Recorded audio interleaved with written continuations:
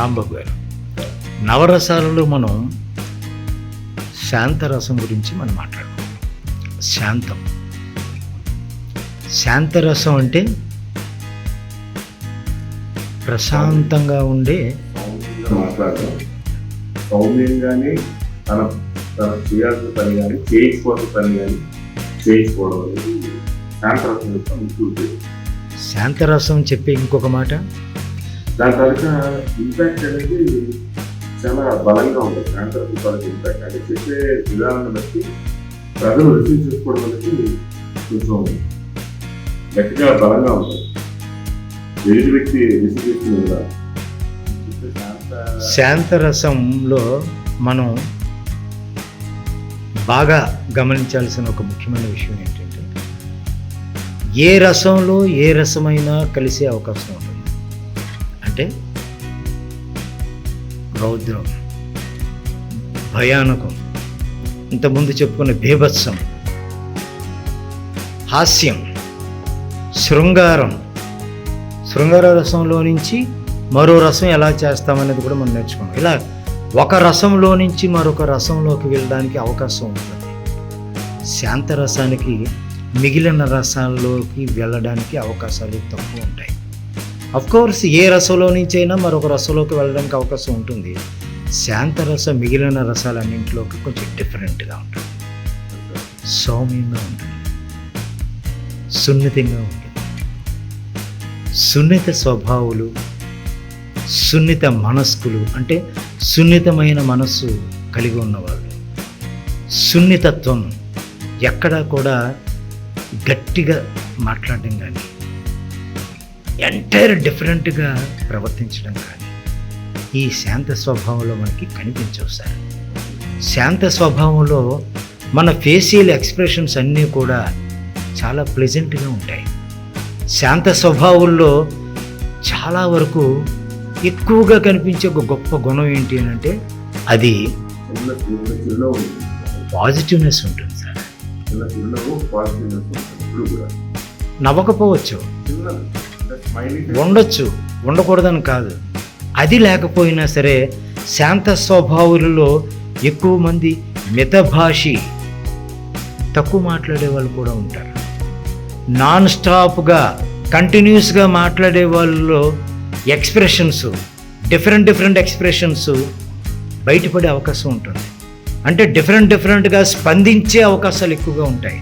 కానీ శాంత స్వభావాలు లిమిటెడ్గానే మాట్లాడతారు, సౌమ్యంగానే మాట్లాడతారు, సౌమ్య గుణం కలిగి ఉంటారు. తిట్టినా సరే వాళ్ళు అంతగా స్పందించే అవకాశం తక్కువగా ఉంటుంది సార్. కొట్టేస్తాను అని ముందుకు వచ్చినా సరే వాళ్ళు అలా చూస్తూ ఉంటారు తప్ప, దానికి కొట్టేస్తాను అనేవాడికి నేను కొడతానని స్పందించరు సార్. ఎట్టి పరిస్థితుల్లోనూ స్పందించరు. శాంత స్వభావం చాలా చాలా చాలా కష్టం సార్.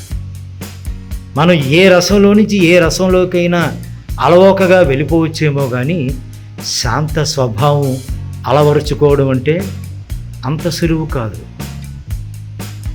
తిరితే పడడం. గాంధీ గారు ఈ చెంప మీద కొడితే ఆ చెంప ఇచ్చేసేవారు. ఆయనలో అంత శాంత స్వభావం ఉంది అని చాలా ఉదాహరణలు చాలామంది చెప్తారు. అలాంటి గొప్ప గుణం ఎవరికి ఉంటుంది సార్? నన్ను కొడతావా? పోనీలే, ఏ ఫీలింగ్తో ఉన్నావు నువ్వు? ఎందుకు నా మీద నీ కోపం వచ్చింది? నన్ను కొడితే నీ కోపం చల్లబడిపోతుందేమో, కొట్టావు కదా, ఫోన్లో నీ కోపం తగ్గిపోయిందా ఇప్పటికైనా అని అనుకునే స్వభావం ఎంతమందిలో ఉంటుంది సార్? చాలా తక్కువ మందిలో ఉంటుంది కదా. ఇలాంటి శాంత స్వభావాలు మనవే అయితే, ఇలాంటి శాంత స్వభావంతో కూడిన ఒక క్యారెక్టర్ మనకి వస్తే, ఆ క్యారెక్టర్ మనం చేయాల్సి వస్తే, నటించాల్సి వస్తే మనం ఎలా నటిస్తాం? సపోజ్ రాంబాబు గారు ఎదురుగా చంద్రశేఖర్ అనే నేను ఉన్నాను. మీ ఎదురుగా ఉన్న నేను మిమ్మల్ని చాలా పరుషంగా మాట్లాడాను, పౌరుష పదాలతోటి మిమ్మల్ని ఇబ్బంది పెట్టాను. ఎలా అంటే రాంబాబు నువ్వు అసలు మనిషివేనా అని నీ మీద అరిచాను. మామూలుగా ఇలా ఉంటే ఇలాంటి మాట విన్న ఎవరికైనా నన్నేంటి అతను ఎలాగ అడగడం ఏంటి అని కోపం రావచ్చు. నన్నేంటి ఇతను ఎలా నా మీద కోపంగా నా మీద విరిచిపడుతున్నాడంటే ఇతను అని ఒక ఎక్స్ప్రెషన్ రావచ్చు. కానీ ఒక శాంత స్వభావుడు రాంబాబు గారు ఇప్పుడు ఎలా రియాక్ట్ అవుతారు? సరే, రాంబాబు గారు చంద్రశేఖర్ని అరిచి ఒక మాట చెప్పారు. ఇప్పుడు నేను చెప్పిన డైలాగ్ని ఇప్పుడు రాంబాబు గారు చెప్తారు. అరిచిన క్యారెక్టర్ గురించి చెప్తున్నాను సార్. శాంత స్వభావం రాంబాబు గారిది కాదు, ఇప్పుడు అరిచి తిట్టిన క్యారెక్టర్ ఏది సార్? Ready, mode. చందు ఏంటిది? సరిపోలేదు, ఇంకో కొంచెం తీవ్రంగా, ఇంకా ఇంకా కొద్దిగా తీవ్రంగా. Ready, 1 2 3 action. చందు ఏంటిది? రాంబాబు ఎందుకంత కోపడతావు నువ్వు? సరే, నీ కోపం తీరా నా మీద అరిచావు కదా, పోనీ ఇప్పటికైనా నీ కోపం తీరిందా? నేను తప్పుగా మాట్లాడుంటే సారీ రాంబాబు, ఇంకెప్పుడు అలా మాట్లాడను ప్లీజ్ రాంబాబు. ఇది రాంబాబు గారి ఒక యాక్షన్కి ఒక శాంత స్వభావిగా నేను ఇచ్చిన రెస్పాన్స్. ఇప్పుడు చందు అనేవాడి రియాక్షన్కి రాంబాబు గారు శాంత స్వభావంతో ఎలా స్పందిస్తారు అనేది ఇప్పుడు మనం అనుకుందాం. రెడీనా సార్? Ready, mode. రాంబాబు నిన్ను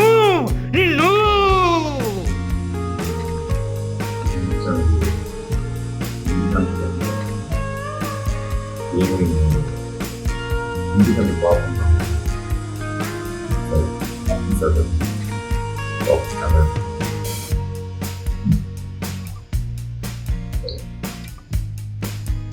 నవరసాల గురించి మనం మాట్లాడుకుంటున్నాం.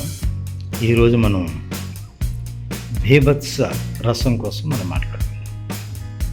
భీభత్సం, జనరల్గా భీభత్సం అంటే ఎక్కువ మంది ఏమనుకుంటారు అంటే అదొక బాగా తట్టుకోలేని కోపంతో కూడి ఉంటుందేమో,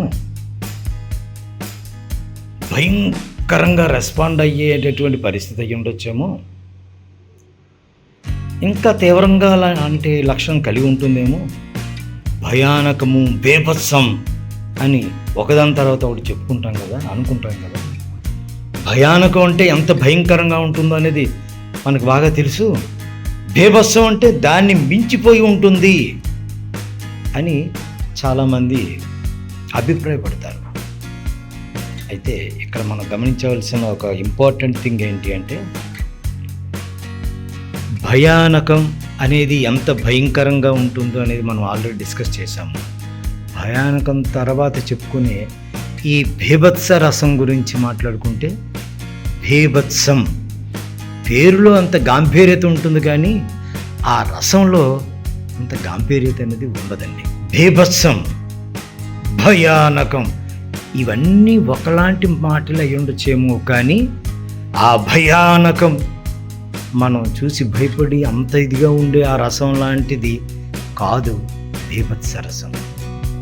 భీభత్స రసంలో ప్రధాన ఇతివృత్తం ఏంటి అంటే ఒక అసహ్యకరమైన రసం. అది అసహించుకునే ఒక రసం, ఒక అసహ్యం కలిగేటటువంటి ఒక రసం, ఒక భావం. అలాగే ఒక విరక్తితో కూడినటువంటి ఒక భావం. విరక్తి అంటే మనకి సాధారణంగా మనం విరక్తి అనే మాటని ఎక్కడ వాడతాము అంటే, ఎక్కడ వాడతాం రాంబాబు గారు? జీవితాన్ని కోల్పోయి ఇందుకు జీవితం అది విరక్తికి సంబంధించిన మీరు చిన్న ఎగ్జాంపుల్గా చెప్తున్నారు. అంటే విరక్తి అనేది ఏ సందర్భంలో మనకి కలిగే అవకాశం ఉంటుంది? భరించలేని కష్టాలు, నష్టాలు ఆయన మీద పడినప్పుడు ఆ టైంలో విరక్తి కలుగుతుంది. ప్లస్ తను ఏదో సాధించాలనుకున్నది సాధించే అవకాశమే లేదు, చేజారిపోయింది, ఇంకా దొరకదు అనుకున్నప్పుడు జీవితం మీద విరక్తి కలుగుతుంది అనే మాటలు మనం అలాంటి సందర్భాలు ఎక్కువ వాడుతుంటాం. కూడా విరక్తి అనేది కలుగుతుంది. ఏదైనా సాధించాలి, ఖచ్చితంగా ఇది నాది అనుకున్నది అందే కాకుండా పోతున్న టైంలో విరక్తి అనేది మాత్రం ఖచ్చితంగా చూస్తామని నేను అనుకుంటున్నాను. అసహ్యం అనేది ఎప్పుడు కలగచ్చు? అసహ్యం ఏంటంటే ఎటువంటి పరిస్థితి అంటే అసలు తనకి నచ్చని ఒక వస్తువు కావచ్చు, లేకపోతే ప్లేస్ కావచ్చు, లేకపోతే మనిషి కావచ్చు, ఎవరైనా కానీ ఎదురుపడ్డా లేకపోతే దాని పక్క నుంచి వెళ్ళాల్సి వచ్చినప్పుడు కానీ ఆ టైంలో మనకి ఒక రకమైన అసహ్యం కలుగుతుంది. సపోజ్ ఒక స్టిక్కీ స్మెల్, బ్యాడ్ స్మెల్ వస్తున్నటువంటి ఏరియాలో మనం పాస్ అవ్వాల్సిన సందర్భంలో స్మెల్ కంటే కూడా ఆ ఏరియాని మనం చూసినప్పుడు, అంటే చాలా డర్టీగా ఉన్న ఏరియా చూసినప్పుడు మనం ఆటోమేటిక్గా కొంచెం అసహ్యం ఫీల్ అవుతుంది. ఎందుకంటే మనం సెన్సిటివ్గా, చాలా నీట్గా ఉంటాం. మనం ఉన్న మనుషులు ఒక అగ్లీ సిచ్యుయేషన్ లాంటి సిచ్యువేషన్, బ్యాడ్ ఒక డ్రైనేజ్ సిస్టమ్, అటువంటిది ఏదైనా ప్రతి బ్యాట్స్మెన్తో వచ్చినటువంటి సందర్భంలో మనం అసహ్యానికి లోనవుతాం. అది నేను అనుకున్న భావన. సాధారణంగా సార్ రాంబాబు గారు, కొన్ని ఎక్స్ప్రెషన్స్ మనం తెలియకుండానే ఆ ఎక్స్ప్రెషన్ మన దగ్గర నుంచి బయటపడిపోతుంది. ఆ ఎక్స్ప్రెషను నువ్వు రా అని అంటే అక్కడెక్కడో నిలబడిన వ్యక్తి వస్తాడు, నువ్వు వెళ్ళు అని అంటే ఇక్కడ ఉన్న వ్యక్తి దూరంగా వెళ్ళిపోతాడు. రా అంటే వచ్చాడు, పో అంటే వెళ్ళిపోయాడు. ఇవి మనకు తెలిసిన పదాలే, మనకు తెలిసిన సిచ్యుయేషన్సే. కానీ కొన్ని పదాలు ఉంటాయి, ఇప్పుడు మీరు చెప్పినట్లుగా చాలా దుర్గంధం, బ్యాడ్ స్మెల్ ఉంది, ఆ పక్క నుంచి వెళ్ళాలంటేనే మనకి అసహ్యం సార్ అని అంటాం మనం. ఎందుకు అసహ్యం? ఏంటి అంత అసహ్యం కలిగించేలాంటిది ఏమిటి? అక్కడ ఎంత చండాలంగా ఉండదు సార్, ఆ చండాలంగా ఉంది, కంపు కొడుతుంది సార్, ఈ చండాలంగా ఉన్న కంపు మధ్యలో నుంచి నన్ను వెళ్ళమంటారా? నాకు అసహ్యం సార్, నేను అసలు వెళ్ళను, మీరేమంటే అనుకోండి, నేను అటువైపు వెళ్ళను అని చెప్పొచ్చు. కానీ అసహ్యం దాన్ని మీరు ఎలా ఎక్స్ప్రెస్ చేస్తారు? నేను ముక్కు మూసుకొని వెళ్ళిపోతాను సార్, అటుపక్క వెళ్ళాల్సి వస్తే మాత్రం నాకు చాలా అసహ్యం తెలుసా? ఏంటి అసహ్యం?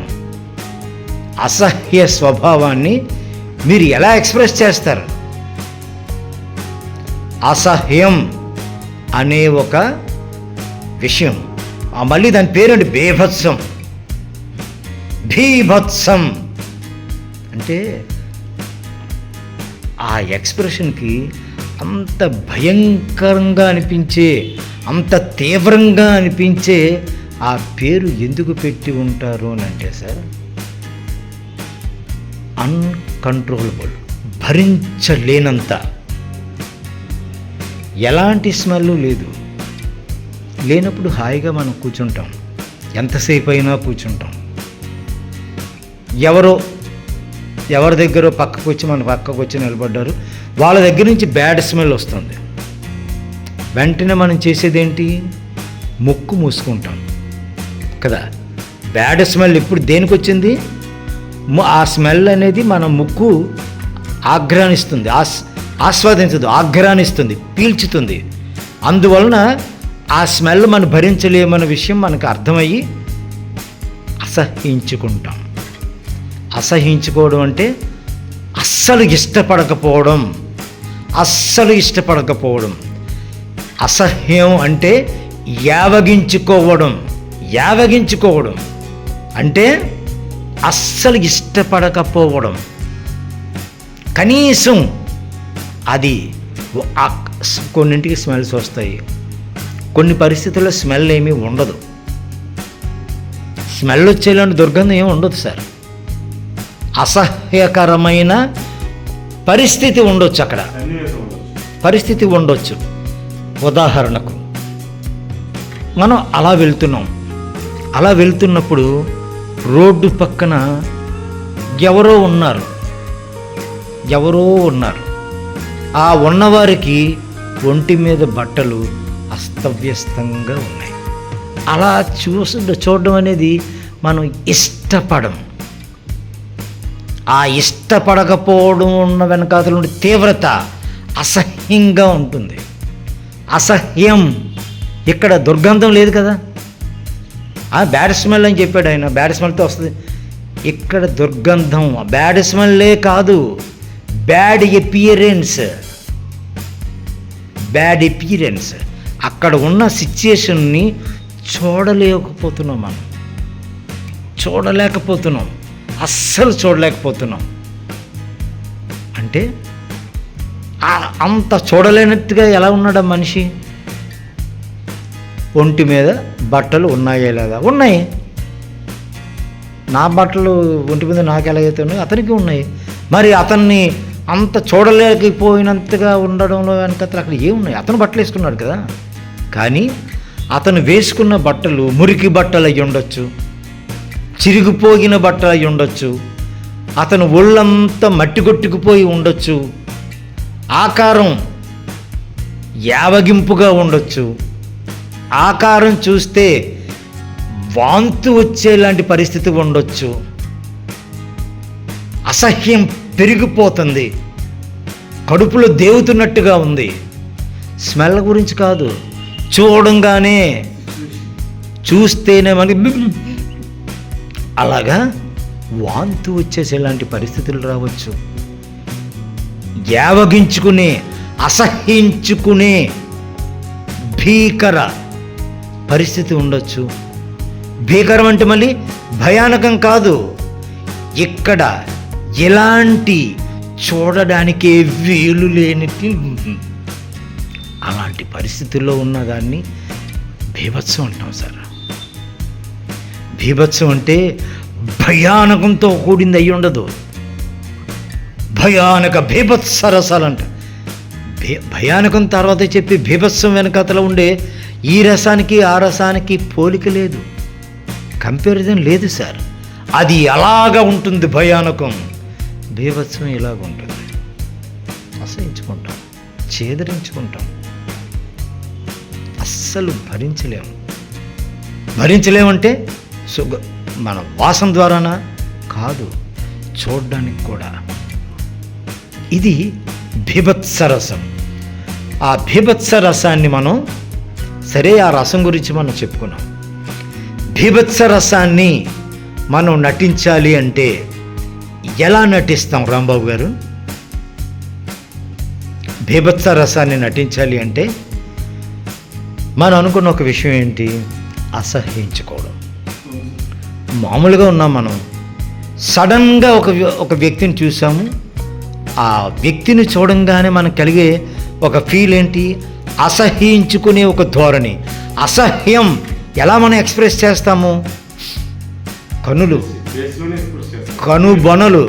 కనుబొమలు, ముక్కు, కళ్ళు, ఈ చిక్స్, మన దవడ, మన నుదుట, మొత్తం ఈ ఫేషియల్ ఎక్స్ప్రెషన్స్ మొత్తం అన్నీ కూడా దాన్ని ఎక్స్ప్రెస్ చేస్తాయి.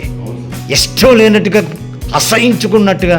అసహించుకోవడం అంటే దవడలు సాగొచ్చు, ఆ కనుబొమ్మలు ముడుచుకోవచ్చు, లేకపోతే విప్పారవచ్చు, ముక్కు దగ్గరికి అయిపోవచ్చు, కళ్ళు దగ్గరికి అయిపోవచ్చు, లేకపోతే కళ్ళు విప్పారవచ్చు. ఇలాంటి ఎక్స్ప్రెషన్స్తో కూడినది బీభత్సరసం. బీభత్సరసం 100% జీవితంలో ప్రతి ఒక్కరూ కూడా మనం ఫేస్ చేస్తాం. కానీ ఇది బీభత్సం అంటే ఇది అని మనకి స్ఫురించకపోవచ్చు. ఎందుకు స్ఫురించదు అంటే మనం భయంతో పాటు భయానక రసం తర్వాత వచ్చే ఈ బీభత్స రసం దానిని పోలి అలాగే ఉంటుందేమో అనేది మన మైండ్లో ఫిక్స్ అయిపోయి ఉంటుంది. దానివలన ఈ రసం ఇది అని మనం ఐడెంటిఫై చేయలేం, గుర్తించాం. కానీ మనం ఫేస్ చేస్తాం, మనం ఎక్స్ప్రెస్ చేస్తాం. మనం ఫేస్ చేయడం అంటే మనం ఎక్స్ప్రెస్ చేసినట్లు లెక్క. మనం ఫేస్ చేసాం, మనం చూసాము అని అంటే దానికి మన బాడీ రియాక్ట్ అయ్యిందని అర్థం. ఎందుకు? ఆ దుర్గంధాన్ని మనం భరించలేకపోతున్నాం, అసహ్యం కలుగుతుంది. అలాగే ఒక మనిషి వేషధారణ తట్టుకోలేని విధంగా భయంకరమైన అసహ్యం పుట్టేలాగా ఉంది, అంత తీవ్రంగా ఉంది. దాన్ని మన ఫేస్లోనూ అనుకోకుండానే బయటకు వచ్చేస్తుంది ఆ ఎక్స్ప్రెషన్. కానీ మనకది ఇది అని తెలియదు. ఒకసారి మీ ఎదురుగా చంద్రశేఖర్ అని నేను ఉన్నాను సార్. మామూలుగా మీరు నన్ను చూశారు. భైరవ దీపం అనే ఒక సినిమాలో బాలకృష్ణ గారు, అంతవరకు అందగాడిగా కనిపించిన బాలకృష్ణ గారు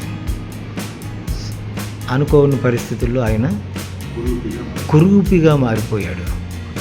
చూడ్డానికి అసహ్యమైన ఒక వేషధారణ, రూపం, ఇవన్నీ చాలా అసహ్యకరమైన పరిస్థితి చూసాం. మనం చూసిన వాళ్ళు ఏం చేస్తారు సార్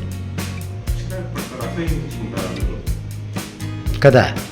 అలా నన్నే ఆ కురూపిగా మారిన బాలకృష్ణని ఇప్పుడు నన్ను మీరు ఆ రూపంలోనే చూస్తున్నారు అని అనుకొని నన్ను చూసి మీరు మీ తలని మీకు లెఫ్ట్ సైడ్కి కానీ రైట్ సైడ్ కానీ తిప్పి ఉంచి సడన్గా మీరు నా వైపు చూసి నాలో ఉండే ఈ కురూపితనం, అసహించుకునే విధానాన్ని మీరు నన్ను చూసి ఎలాంటి ఎక్స్ప్రెషన్ ఇస్తారనేది ఇప్పుడు మన ముందు ఉన్న ఒక టాస్క్. ఏం సార్ రాంబాబు గారు, బీభత్సం అంటే అసహ్యించుకోవడమే. బీభత్సం అంటే కనీసం చూడడానికి కూడా ఇష్టపడని పరిస్థితి. బీభత్సం అంటే చేదరించుకునే పరిస్థితి. అలాంటి పరిస్థితుల్లో ఉన్న నన్ను చూసి ఆ ఎక్స్ప్రెషన్ ఇప్పుడు మీరు ఇస్తారు.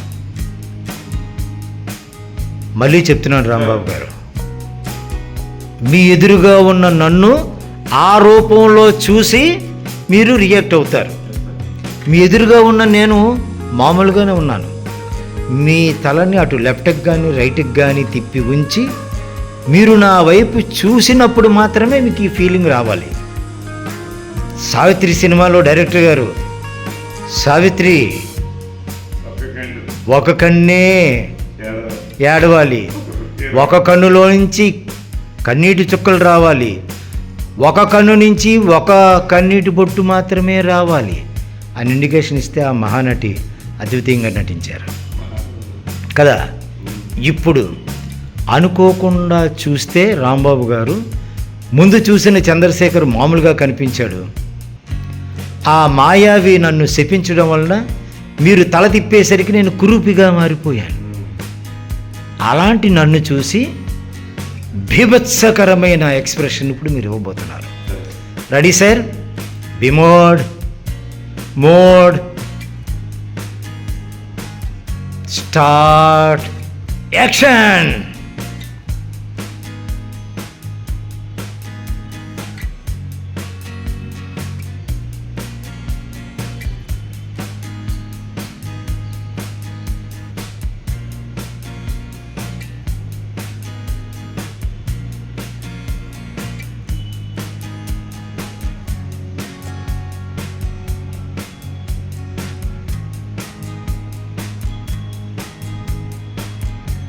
రాంబాబు గారు మళ్ళీ చేద్దాము. మీ ముందు ఉన్న నేను మామూలుగానే ఉన్నాను. మీరు తల తిప్పారు, అటు చూశారు. అనుకోకుండా మీరు తల ఎప్పుడైతే నా వైపు తిప్పారో అప్పుడే నేను కురూపిగా మారి మీకు కనిపించాను. మీరు చూసిన కాసేపటికి నేను కురూపిగా మారలేదు.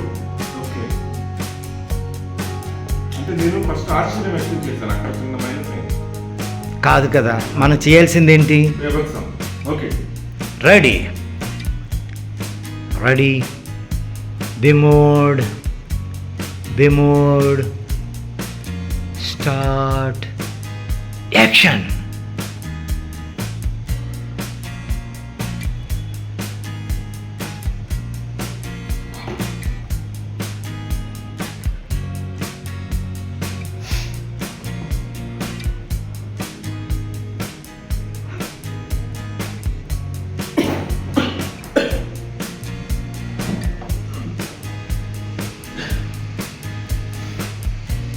రాంబాబు గారు మళ్ళీ చేద్దాం. మనం ఇప్పుడు ఏదైనా ఒక రసానికి సంబంధించి మనం చేసేటప్పుడు, అంటే భయానకమైన ఒక రసం చేసిన, రౌద్రకరమైన ఒక రసం చేసిన, ఇలాంటిది ఏదైనా రసం చేసినప్పుడు మన ఫేస్తో పాటు శరీరంలో ఉన్న మిగిలిన అంగాలు కూడా నటించడానికి, రెస్పాండ్ అవ్వడానికి అవకాశం ఉంటుంది. కానీ కొన్ని రసాల్లో కేవలము మన ఫేస్లో మాత్రమే ఆ ఎక్స్ప్రెషన్స్ని పలికించడానికి అవకాశం ఉంటుంది కదా. ఈ పర్టికులర్గా ఈ బీభత్స రసం కూడా ఓకే, మన హ్యాండ్స్, ఫింగర్స్, మరొకటి మనం ఒక ఎక్స్ప్రెషన్స్లో పాటు చూపించవచ్చు. కానీ మెయిన్ మన ఫేస్ చూపించే ఎక్స్ప్రెషన్ ఇక్కడ ఇంపార్టెంట్. మన ఫేస్కి కెమెరా ముందు మీరు ఉన్నారు కదా, కెమెరా ముందు మన ఫేస్ ఎక్స్ప్రెషన్స్ని మనం ఎంత హైడ్ చేస్తే మనం ఆ క్యారెక్టర్ని చేయడానికి మనం అంత తప్పించుకున్న వాళ్ళం అవుతున్నట్టుగా కెమెరా ఫీల్ అయ్యే అవకాశం ఉంటుంది. కెమెరా ఫీల్ అవ్వడం అంటే చూస్తున్న ప్రేక్షకుడు ఫీల్ అయ్యే అవకాశం ఉంటుంది కదా. మనం 100% ఎక్కడ ఫింగర్సో, హ్యాండో, మరొకటో అవసరమో అంతవరకునే ఉండాలి. అది మన ఫేస్ని కవర్ చేసేయకూడదు. మన ఎక్స్ప్రెషన్ని హైలైట్ చేయాలి కదా. ఎక్స్ప్రెషన్ హైలైట్ చేసేటప్పుడు ఇక్కడ ఇంకో పార్ట్ ఏంటంటే, నేను ఇలా లెఫ్ట్ ఒకవైపు తిరిగినప్పుడు కెమెరాలో నా ఫేస్ కనిపిస్తుంది, నాకు తెలుసు. ఒక పక్కకు తిరిగినప్పుడు కెమెరాలో నేను ఒక యాంగిల్లో కనిపిస్తున్నప్పుడు ఆ యాంగిల్లో నా ఫేస్ ఎంతవరకు కనిపిస్తుంది, ఐస్ వరకు కనిపిస్తుంది ప్రొఫైల్లో. అంటే ఇక్కడ నేను నా ఐస్, కళ్ళ ద్వారా నేను నా ఎక్స్ప్రెషన్ నేను చూపించాలి. తలని స్ట్రైట్కి తీసుకొచ్చాను అంటే ఈ కంటితో పాటు మొహంలో ఉండే నా చిక్స్ కానీ, ముక్కు కానీ, మరొకటి కానీ క్లియర్గా తెలిసేయడానికి అవకాశం ఉంటుంది. అంటే ఆ ఫేస్ కెమెరాకి ఎదురుగా వచ్చినప్పుడు మొత్తం కనిపించే అవకాశం ఉంటుంది. కాబట్టి ఫేస్ మొత్తంలో ఆ ఎక్స్ప్రెషన్ కనిపించేలా చేయడానికి ప్రయత్నం చేస్తే చూసే వాళ్ళకి రిజిస్టర్ అవుతుంది sir feel. Ready sir? Ready. Profile ready sir? Mode ready. 1 2 3 action. Rambabu గారు బీభత్స రసాన్ని ఇప్పుడు నటించబోతున్నాం మనం. బీభత్స రసంలో అసహ్యం, యావగింపు, చేదరింపు ఇలాంటి గుణాలు కనిపించే, ఇలాంటి లక్షణాలు కనిపించే బీభత్స రసంగా అనుకునే ఆ రసాన్ని ఇప్పుడు మనం యాడ్ చేయబోతున్నాం. రెడీ. 1 2 యాక్షన్.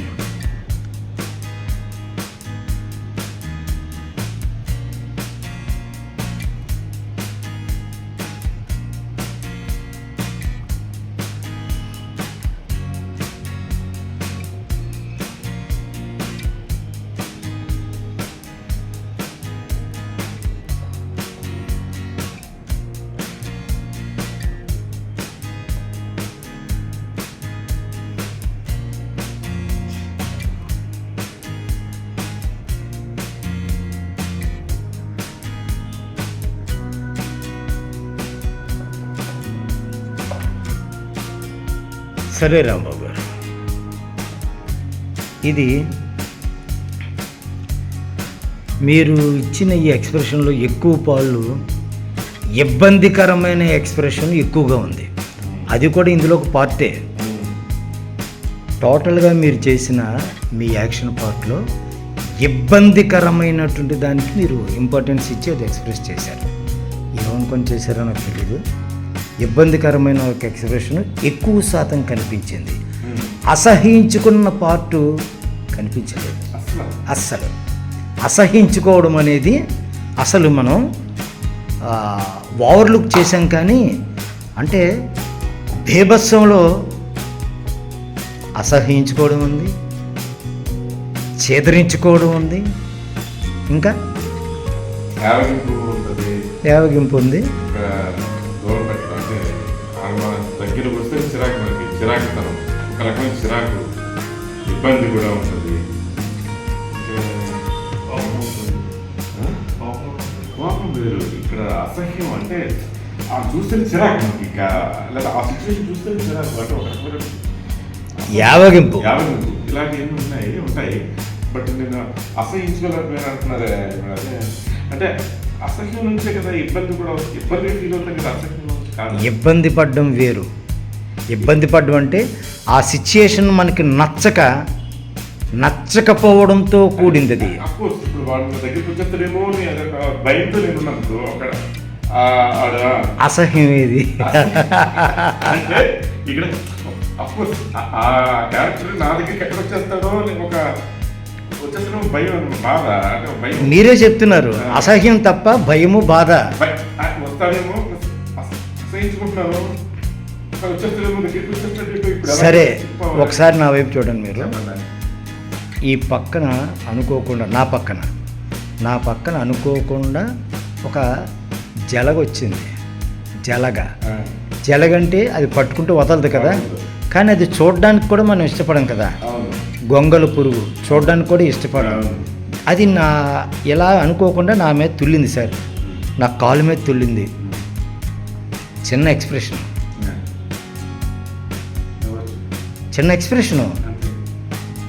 అంటే ఇచ్చే ఎక్స్ప్రెషను లెంగ్దీగా ఉంటుందా?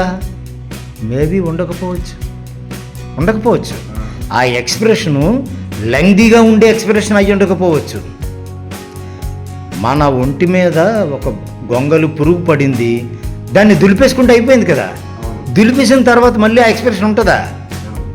అది మళ్ళీ మన మైండ్లో నా ఒంటి మీద పడింది అనేది ఒకటి స్ఫురణలోకి వస్తే ఒళ్ళు జలరించి చిన్న అసహ్యభావం పుట్టొచ్చు కాక. కానీ అది ఎక్కువసేపు లేదే, అది క్షణంలో వచ్చి క్షణంలో మారిపోయింది. ఇది కూడా ఈ అసహ్యభావం అనేది, ఈ భావానికి మనం ఎక్కువ క్యారీ చెయ్యం సార్. బీభత్స రసంలో ఎక్కువసేపు మనం ఉండే అవకాశం ఉండదు. ఎందుకంటే అది మనకి నచ్చని రసం, నచ్చని సిచ్యుయేషను, నచ్చని ప్లేస్లో ఎవరైనా ఉంటారా కదా.